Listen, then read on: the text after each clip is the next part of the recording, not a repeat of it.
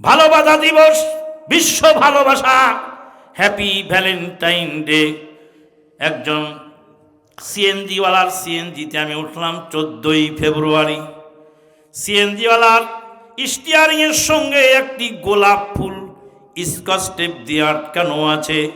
জিজ্ঞেস করলাম, যুবক এটা কি? বলে এটা গোলাপ ফুল। গোলাপ ফুল? বলে আঙ্কেল আপনি কি গোলাপ ফুল চেনেন না? বললাম চিনি তো গোলাপ ফুল। তো এটা বুঝতে পারলাম গোলাপ ফুল। গোলাপ ফুলটা আমাকে দাও, গোলাপ ফুলটা বড় সুন্দর। যুবক বলে আঙ্কেল আপনাকে দেওয়া যাবে না, আমার বিশেষ ব্যক্তি এটা আমাকে গিফট করেছে। গিফট করেছে মানে বিশেষ ব্যক্তিকে?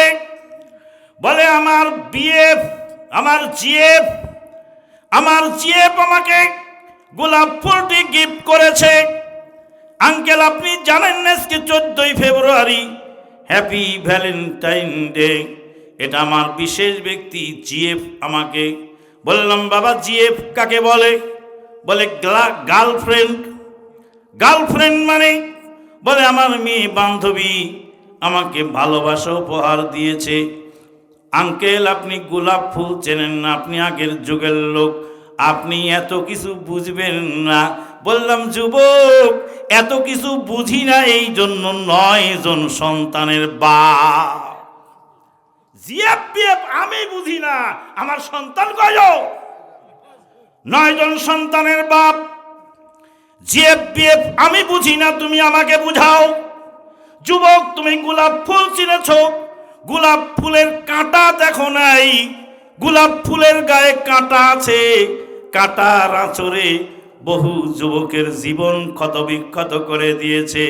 গোলাপ ফুল দেখে পাগল হয়ে যেই নষ্টা মহিলার হাত থেকে গোলাপ ফুল নিয়ে প্রেমের টানে সেই মহিলাকে নিয়ে ঘর বাঁধলে, বাপ মাকে পর করে দিয়ে তোমার জীবন চালাবার জন্য সুখী হবার চেষ্টা করলে, যেই অসতী মহিলা রাতের অন্ধকারে বাপ মা আত্মীয় স্বজন সবাইকে ফেলে বুকে ফ্লাইং কিক মেরে, বাপের মুখে বুকে ফ্লাইং কিক মেরে, মায়ের মুখে চুনকালি মেখে, বংশের মুখে গোবর গুলায় ঢেলে রাতের অন্ধকারে তোমার হাত ধরে পালিয়ে যায়, ওই মহিলা যদি আর একজন ধনী লোকের দুলালের সঙ্গে ভালোবাসা জমে ওঠে, তোমার মতো বন্ধুকে বুকে ফ্লাইং কিক মেরে ডাস্টবিনে ফেলতে এক মুহূর্তে দেরি হবে না। কথা কি বোঝা যায়? যুবক তুমি গোলাপ ফুল দেখেছ, গোলাপ ফুলের কাঁটা দেখো নাই? 1450 বছর পূর্বে নবী সাল্লাল্লাহু আলাইহি ওয়াসাল্লাম বলেন, ইয়া মাশারাশ শাবাবে মান ইসতাতা মিনকুমুল বাআ, হে যুবকেরা তোমাদের মধ্যে যাদের ভরণ পোষণ করার ক্ষমতা আছে, ফালিয়াতাজাওয়াজ তোমরা বিবাহ করো, ফাইন্নাহু আগাদ্দু লিল বাসারে ওয়া আহসানু লিল ফারাজ, বিবাহ করলে চক্ষু নিম্নগামী হয় আর নিজের ইজ্জত হেফাজত হয়ে যায়। ওয়ামান লাম ইয়াস্তাতি, বিয়ে করার ক্ষমতা যার নাই, ফালাইহি বিসসাওম, তোমরা সাওম পালন করো, ফাইন্নাহু লাহু ওয়াজা, সাওম পালনটাই হলো তার যৌন ক্ষমতা দুর্বলকারী বিধান। আল্লাহর নবী বলেন, ইন্নী তারাকতু বাদি, মা তারাকতু বাদি আদাররা আলার রিসালি জালি মিন ফিতনাতিন নিসা, আমার উম্মতেরা শুনে রাখো, নারী জাতির ফিতনার চেয়ে ভয়াবহ ফিতনা আমার উম্মতের জন্য আমি রেখে গেলাম না। কথা কি বোঝা যায়? ইউসুফ আলাইহিস সালামকে জেল খাটিয়েছিল কে? কোন নারী না পুরুষ? নারী কারে কান্দাও, একটু জাগরণী গাইলে কি মন? নারী কারে কান্দাও, কারে হাসাও, কারে জুগাও মন, নারী কারে কান্দাও, কারে হাসাও, কারে জুগাও মন, নারী জাতি পুলবতী, মুখে বলে ভালোবাসি, অন্তরে তার গরল রাখি চাতুরিয়া মন, নারী কারে কান্দাও, কারে হাসাও, কারে জুগাও মন। শুধু নারীদেরকে বললে হবে নাকি? পুরুষদের মধ্যেও তো এরকম লম্পট চরিত্রের যুবক আছে। একজন লম্পট যুবকের কাছে হাজার হাজার যুবক যুবতীর সতীত্ব হুমকির সম্মুখীন। একটা ইউনিভার্সিটিতে একটা লম্পট যুবক যদি থাকে, হাজার হাজার মেষ চরিত্র সতীত্বকে নষ্ট করে দেয়। যুবক দিয়ে ভালো কাজ হয়, যুবক দিয়ে খারাপ কাজ হয়। যুবক হলো ইলেকট্রিসিটির মতো। কিসের মতো?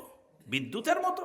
বিদ্যুৎ দিয়ে হলার ঘরে, বিদ্যুৎ দিয়ে মেশিন ঘরে, বিদ্যুৎ দিয়ে ঘানি ঘরে, বিদ্যুৎ দিয়ে বড় বড় প্রজেক্ট চলে, বিদ্যুৎ দিয়ে জনকল্যাণমূলক কাজ হয়। কিন্তু বিদ্যুতের তার যদি ছিঁড়ে থাকে, যেখানে সেখানে যদি বিক্ষিপ্ত হয়, অনিয়ন্ত্রিত হয়, এই বিদ্যুৎ মানুষ হত্যা করে। আজকে যুবকদেরকে নিয়ন্ত্রণ করা খুবই প্রয়োজন। যুবকদেরকে বিয়ে করাই দিতে হবে তাড়াতাড়ি, কিন্তু যুবকদেরকে বিয়ে করাতে বাবা রাজি না। ছেলেকে মোটর সাইকেল কিনে দিয়েছে, মোবাইল ফোন কিনে দিয়েছে, কিন্তু ছেলেকে বউ দিতে রাজি না। এক ছেলে বলছে বাবাকে, আব্বু আমার ইমান তো বাঁচে না, আমাকে একটা বিয়ের ব্যবস্থা করে দাও। কয় কলির যুগ এসে গেছে রে, ছেলেদের লজ্জা শরম চলে গেল। ছেলে হয়ে বাপকে বিয়ের প্রস্তাব দেয়, বিয়ের কথা বলে। ভাইয়ের আমার, আপনার ছেলে অনেক ভালো, আপনাকে বলেছে ইমান বাঁচাবার জন্য বিয়ে করার প্রয়োজন। আপনার ছেলেকে দ্রুত গতিতে বিয়ে করায় দেন। বলবেন নিজেই খায় বাপের হোটেলে, আবার সে বিয়ে করে কি খাওয়াবে? কথা কি বোঝা যায়? একজন যুবক এসে বলছে আমাকে, ভাই আমার তো বিয়ে ছাড়া ইমান বাঁচে না, করবোটা কি? কিন্তু আমার তো বিয়ে করার ক্ষমতা নেই, পয়সা করি নেই, আমাকে বেকার মানুষ কে বিয়ে দিবে? তাহলে বিয়ের ব্যবস্থা করতেছি, একটু সবুর করো। ছেলের মাকে গিয়ে, বাবা নাই, মাকে বিয়ে বললাম আপনার ছেলেকে বিয়ে দিয়ে দিন, বিয়ে করায় দিন। কয় আমার ছেলেই তো আমার হোটেলে খায়, তো ওরে আবার বিয়ে করালে বউকে কি খাওয়াবে? তো বললাম আপনার ছেলে যদি 5 বছর চাকরি না পায়, তো আপনার ছেলেকে বসায় খাওয়াবেন না আপনি? কয় খাও। আলহামদুলিল্লাহ, আপনার ছেলের খাবারটাই আপনি দেন 5 বছর। মেয়ের বাবাকে গিয়ে বললাম তোমার মেয়ের একটা বিয়ের ব্যবস্থা করে দিই। কয় ছেলে কি করে? বললাম ছেলে ঘুরে বেড়ায় আর মাথা চুলকায়। কেন? বেকার ছেলের সঙ্গে মেয়ে বিয়ে দেব না, ও তো নিজেই খেতে পায় না, আমার মেয়েকে কি খাওয়াবে?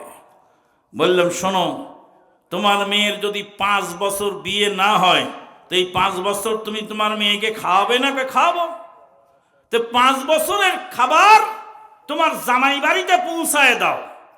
আর ছেলের বাপ মা তো ছেলেকে খাওয়াবে বলেছে 5 বছর, আর মেয়ের বাপ মেয়ের 5 বছর বিয়ে না হলে এই 5 বছর মেয়েকেও বসায় খাওয়াবে। তো বলে এই 5 বছরের খাবার ছেলের বাড়িতে পাঠায় দাও। ছেলে আর মেয়ে দুইজন মিলে ওর বাপেরটা খাবে আর ওর মারটা খাবে, আর দুইজন মিলে সালাত আদায় করে আল্লাহর কাছে বলবে রব্বানা আতিনা ফিদ দুনিয়া হাসানা ওয়া ফিল আখিরাতি হাসানাতাও ওয়া কিনা আযাবান নার। 5 বছর লাগবে না, 5 মাসের মধ্যেই সমাধান হয়ে যাবে। আল্লাহর নবী বলেন, যেই যুবক নিজের চরিত্রকে হেফাজত করার জন্য বিয়ে করে, আল্লাহ রব্বুল আলামিন তাকে সাহায্য করার জিম্মাদার নিজেই হয়ে যায়। তাহলে বিয়ের ব্যবস্থা করে দিন। বিয়ের ব্যবস্থা হলে এখন কর্মের ব্যবস্থা হয়েছে, আলহামদুলিল্লাহ। সমাধান, সমস্যা না আসলে কি সমাধান হয়? আগে সমস্যা আসতে হবে, তারপরে সমাধানের চিন্তা। সমস্যা না থাকলে সমাধানের প্রশ্ন ওঠে না। ভাইয়ের আমার, আজকের যুবকদেরকে যথাযথ দ্রুত বিয়ে করাতে হবে। এক শ্রেণীর আলেম আছেন যারা বলছেন যুবক বিয়ে করতে হলে তোমার ঘর লাগবে, বাড়ি লাগবে, বাথরুম লাগবে, মুসাফিরখানা লাগবে, মেহমানখানা লাগবে, পায়খানা লাগবে, অমুক লাগবে, তমুক লাগবে, তারপরে তুমি বিয়ের চিন্তা করো।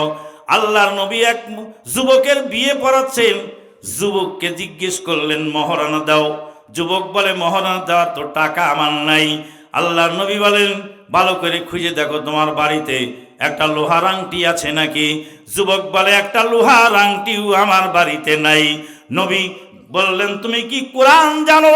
যুবক বললেন, হ্যাঁ কোরআন জানি, অমুক অমুক সূরা জানি। আল্লাহর নবী বললেন, তোমার স্ত্রীকে এই সূরাগুলি শিক্ষা দিও, আর এরই বিনিময়ে মোহর ধার্য করে তোমার বিয়ে পড়িয়ে দিলাম। যেই যুবক নবীর কাছে বিয়ে করলেন, বুখারীর হাদিস, সেই যুবকের বাড়িতে লোহার আংটিও ছিল না। আল্লাহর নবী বললেন, না, লোহার আংটি নাই, মোহর দেওয়ার ক্ষমতা নাই, বিয়ে করে তোমার বউকে তুমি কি খাওয়াবে? নবী বিয়ে পড়ালেন, মোহর দেওয়ার মতো লোহার আংটিও নেই। নবী বললেন, তুমি কোরআনের সূরাগুলি তোমার বিবিকে শিখায়ে দিও, তাহলে এটাই তোমার মহারানা হবে। আমি এর বিনিময়ে তোমার সঙ্গে মেয়েটার বিয়ে দিয়ে দিলাম। বুখারীর এই হাদিস থেকে অনেকগুলি জিনিস জানা গেল। এক নাম্বার জিনিস জানা গেল, বিয়ে পড়াবে অভিভাবক। আল্লাহর নবী অভিভাবক হয়ে বিয়ে পড়ায় দিলেন, আর বললেন, বিয়ে দিয়ে দিলাম। আমাদের দেশে মেয়েদেরকে কবুল পড়ানো হয়, হাদিস সম্মত নয়। মেয়েদের কবুল পড়ানোর প্রয়োজন নাই। অভিভাবক বলবে, এত মোহরের বিনিময়ে আমার মেয়েকে তোমার সঙ্গে বিয়ে দিলাম। বিয়েকে পড়াবে ওয়ালি, অভিভাবক। মেয়ের কাছে বিয়ে পড়ানোর জন্য যাওয়া শরীয়ত সম্মত নয়। মেয়ের অনুমতি নেবে অভিভাবক, আর অভিভাবক ডাইরেক্ট বিয়ে পড়ায়। 2 নাম্বার, মহারানা বাকি রেখেও বিয়ে পড়ানো যায়। মহারানা বাকি রেখে বিয়ে পড়ানো যায়। নবী সাল্লাল্লাহু আলাইহি সাল্লাম বিয়ে পড়ালেন নগদ, আর বাকি রইল কোরআন শিক্ষা। নবী বললেন, বিয়ের পরে তোমার বিবিকে কোরআন শিক্ষা দিও। কোরআন শিক্ষা কি নগদে না বাকিতে? নবী যদি বলতেন, আগে মহারানা পরিশোধ করো, আগে তোমার বউকে কোরআন শিখাও, তারপরে তোমার বিয়ে পড়াই, তো বিয়ে পড়ানোর আগে কি কোরআন শিখাতে পারতো? তাহলে বিয়ের আগেই কি হয়ে যেত? দুর্ঘটনা ঘটে যেত। এই জন্য নবী আগে বিয়ে পড়ালেন, আর বলেন কোরআন পরে শিখাই দিও। আমাদের দেশে অনেক মৌলবী আছে, হাদিসও পড়ে না, কোরআনও পড়ে না, বোঝেও না, বোঝার চেষ্টাও করে না। বলে মহারানা বাকি রেখে বিয়ে করলে জেনাকারীর কাঠ গড়াই উঠবে হাসরের মাঠে। নাউজুবিল্লাহ। নবী বিয়ে পড়ালেন, কিন্তু মহারানা কি থাকলো? বাকি থাকলো। হাদিসের এই অংশ থেকে বোঝা গেল, মসজিদে ইমামতি করে টাকা খাওয়া জায়েজ আছে। কোরআন শিখিয়ে, কোরআনের শিক্ষকতা করে, কোরআন পড়িয়ে টাকা নেওয়া যায়, ওয়াজ করে টাকা নেওয়া যায়, জমার খুতবা দিয়ে টাকা নেওয়া যায়। হাদিসের এই অংশতে বোঝা গেল, মহারানা যাওয়ার দরকার ছিল টাকা, টাকা মাফ হয়ে গেল কোরআন শিক্ষার কারণে। কোরআন শিক্ষা হয়ে গেল টাকার বিনিময়। টাকার আসনে মহারানা আসলো কি? কোরআন শিক্ষা। হাদিসের এই অংশ থেকে বোঝা গেল, যে যুবকের কিছুই নেই সেও বিয়ে করতে পারে। যুবকের যদি কিছু না থাকে তাহলে বিয়ে করতে পারে। বিয়ে করা যুবক শ্বশুরের বাড়িতে ঘর জামাইও থাকতে পারে। অনেক আলেম বলে, শ্বশুরের বাড়িতে বউ রাখলে কি করতে হবে? খাওয়ার খরচ দিতে হবে। ঘর জামাই ছিলেন একজন নবী। নাম কি সে নবীর? মুসা আলাইহিস সালাতু ওয়াস সালাম। মুসা আলাইহিস সালামের শ্বশুরের নাম কি ছিল? শুআয়ব আলাইহিস সালাম। শুআয়ব আলাইহিস সালামের বাড়িতে মুসা আলাইহিস সালাম 8 বছর ছাগলের রাখালি করলেন। শ্বশুরের বাড়িতে শ্বশুরের ছাগলের খামারে কাজ করলেন।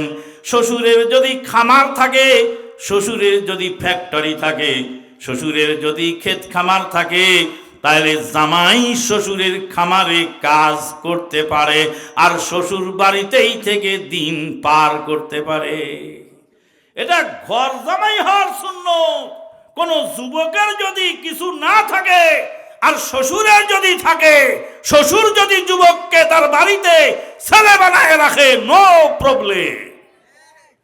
কিন্তু কে এই কাজ করে? এরকম ভালো মানুষ দুনিয়াতে কয়জন আছে যে গরিব জামাইকে স্টাবলিশ করবে? গরিব জামাইকে স্টাবলিশ শ্বশুর ইচ্ছা করলে করতে পারে।